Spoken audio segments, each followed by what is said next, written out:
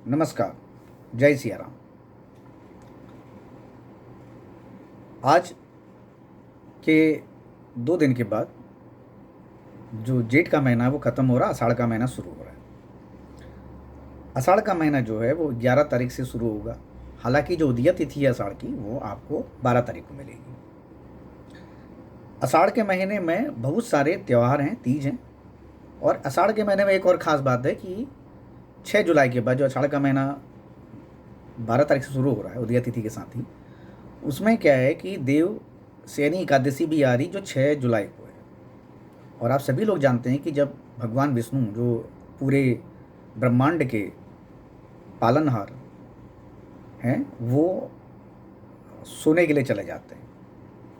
और ये जो है राजा बलि ने उनसे इस चीज़ के लिए आशीर्वाद मांगा था कि जब आषाढ़ का महीना आए उसके बाद वो, क्योंकि राजा बलि तो चले गए थे पाताल लोक पे, तो उन्होंने कहा कि उन 4 महीनों में, उन चतुर्मास में भगवान विष्णु पाताल लोक में रहे।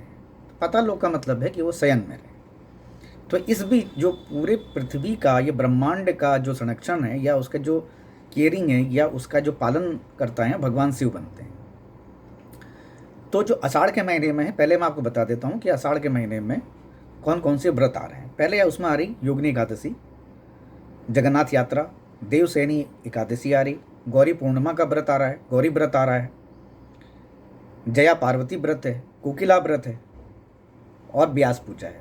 जो व्यास पूजा का मतलब है कि गुरु इस दिन अपने शिष्यों को ज्ञान देते हैं।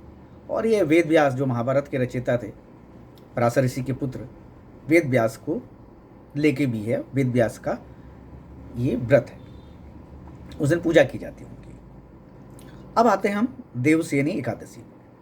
देवसैनी एकादशी जो है वो 6 तारीख को, 5 तारीख से तो शुरू हो जाएगी, लेकिन 6 तारीख उसकी उदया तिथि जो है वो 6 तारीख को है। 5 तारीख को करीब 5:58 से जो है वो तिथि शुरू होगी, एकादशी शुरू होगी और 6 जुलाई को जो है तक रहेगी।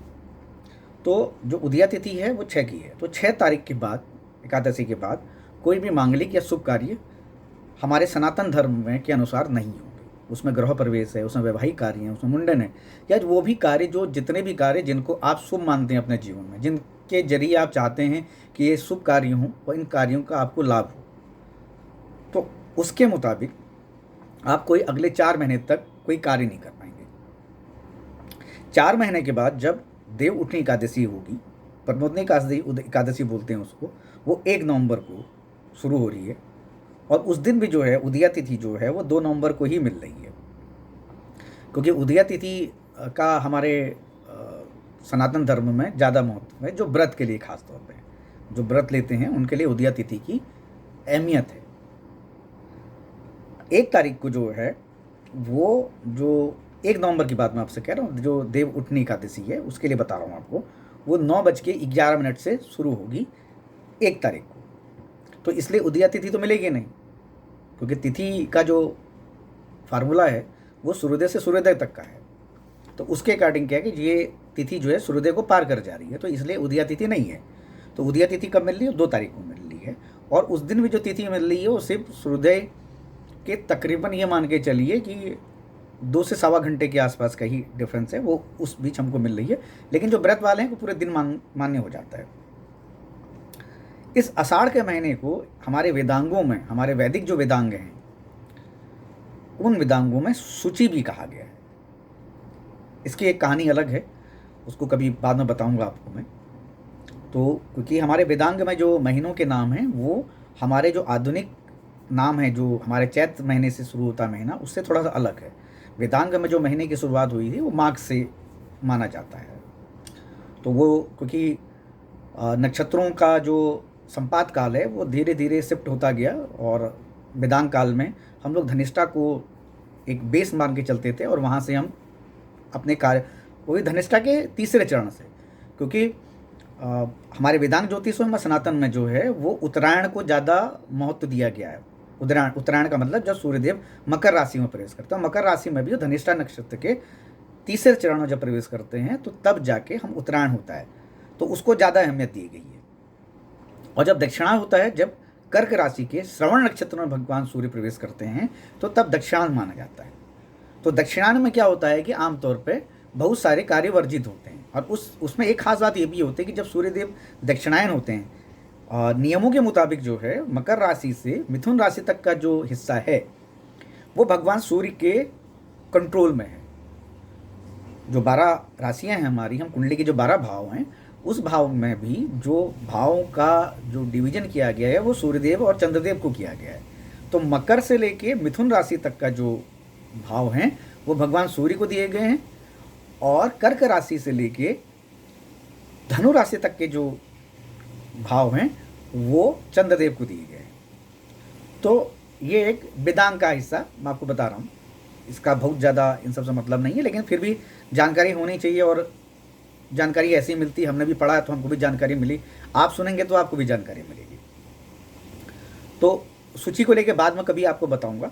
इस महीने में एक बड़ा अच्छा व्रत है, वो है कोकिला व्रत।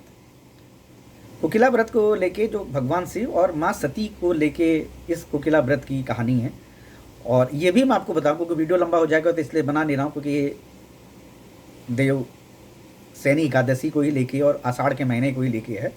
तो ये जो चीज़ें भी हैं, जो कोकिला व्रत हो चाहे सूची हो, इन सब के बारे में मैं अगर बाद में एक धीरे धीरे वीडियो बनाऊंगा। तो इस महीने आपको क्या करना है, इस महीने आप भगवान विष्णु की पूजा करिए।